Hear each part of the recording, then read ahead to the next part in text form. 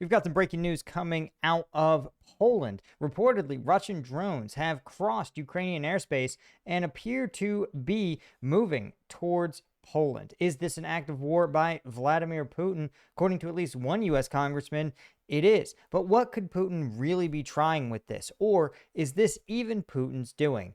I'm Paul, U.S. Army combat veteran. Let's talk about what we know about this breaking crisis. Okay, so this is the statement from Representative Joe Wilson, who is a generally non-crazy Republican, who said, quote, Russia is attacking NATO ally Poland with Iranian Shahed drones less than a week after President Trump hosted the Polish president at the White House. This is an act of war, he says, when we are grateful to NATO allies for their swift response to war criminal Putin's continued unprovoked aggression against free and productive nation. He urges Trump to respond with mandatory sanctions that will bankrupt the Russian war machine and arm Ukraine with weapons capable of striking Russia. Putin is no longer content using in Ukraine. He continues while bombing mothers and babies and now directly testing our resolve in NATO territory. Putin said, quote, Russia knows no borders. Free and prosperous nations will teach Russia about borders. Now, the general story, let's see if we can find it here. This is at least one map coming to us from Telegram of the direction of detected Russian Scramble drones. These are the strategic strike drones. You can see here is Kiev. So this is all Western Ukraine.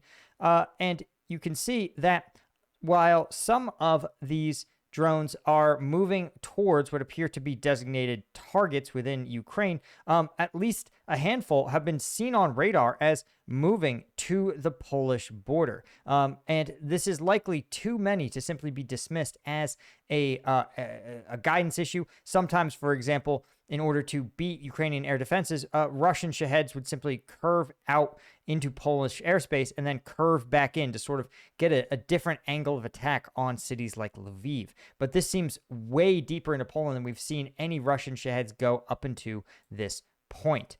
And according to at least some sources, Poland has suspended civilian aircraft flights coming out of at least some of these civilian airports while simultaneously scrambling their own military aircraft. According, again, to at least one X account that reports these kind of things, there is significant NATO aerial activity over Poland, confirming what Representative Joe Wilson stated. And while the Polish military is not yet confirming this violation of Polish airspace, again, that doesn't mean it's not happening. That just means that they are not authorized yet to confirm that this occurred. But the airport closures reportedly are due to, quote, unplanned military activity related to ensuring state security. Again, a F-35A Lightning was seen sort of operating over southern Poland. That purportedly may be used by the U.S. Air Force.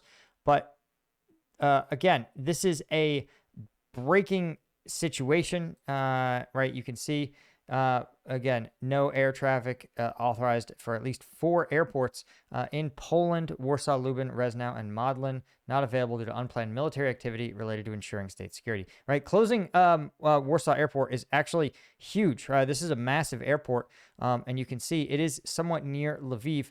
But based on the other map here, you can see that the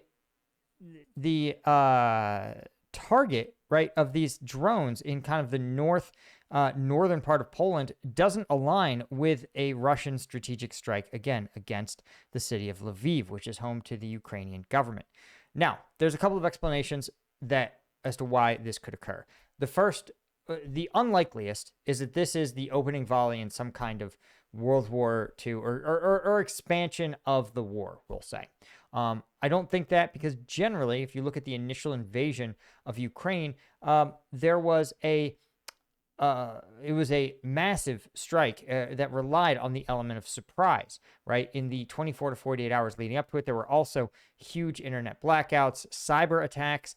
Russia generally synchronized all of its efforts in a single strike in order to maximize the confusion of the Ukrainian armed forces and the Ukrainian civilian government. That doesn't appear to be happening right now, right? Poland does not appear to be suffering from what we would expect to see would be things like GPS blackouts, social media and internet blackouts, possibly even power outages. You would also see, for example, Russian forces or Belarusian forces doing things like massing on the border, which we, again, haven't really seen yet, not on the Polish border, certainly. However, the other explanation that I think is more possible is that this is a test, a probing operation of Polish air defenses to determine what does NATO have in terms of their ability to actually shoot down drones. Could we strike at Polish targets? What is their ability to defend NATO airspace really look like? And ultimately, as we've said, some drone incursions have happened sort of incidentally, right?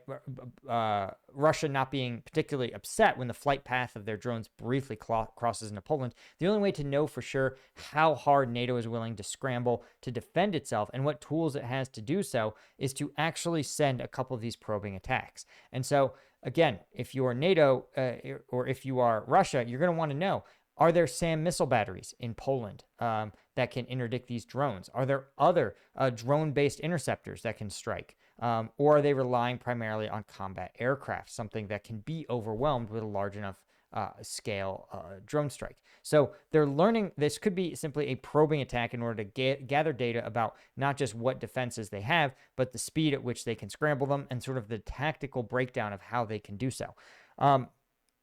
The fourth possibility is that these are strikes looking at Poland, right? And it could be preparations for a larger invasion, but what's more likely is that it may be Putin saying, listen, I'm confident based on my read of the geopolitical situation that I can strike the logistics hubs, the arms transfer points in Poland. And this would be troubling because U.S. forces operate in Eastern Poland with minimal force protection because that is where Ukrainian arms transfers occur. This is where Ukrainian intelligence transfer sharing occurs. This is often where Ukrainian armed forces will go to train in Western Europe and then return. So these are juicy targets for Vladimir Putin, and he essentially can't hit them because they are on NATO territory, and he doesn't want to risk this level of escalation.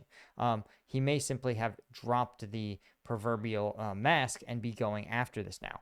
So again, which explanation is, and there's one final explanation, and that is this could be a function of GPS or GLONASS jamming or some kind of electronic warfare. It's not unheard of for Ukrainian forces to experiment with different ways to confuse Russian drones, and a successful tactic that we've seen in the past has actually been spoofing their GPS or navigation signals, where they convince the drone that it's somewhere it isn't. And so it thinks it's flying, for example, you might trick it to think it's still flying over Western Ukraine, when in fact it's hundreds of miles to the east. So it may simply fly towards Poland incorrectly, believing that it's much earlier in its strike path than it otherwise would be.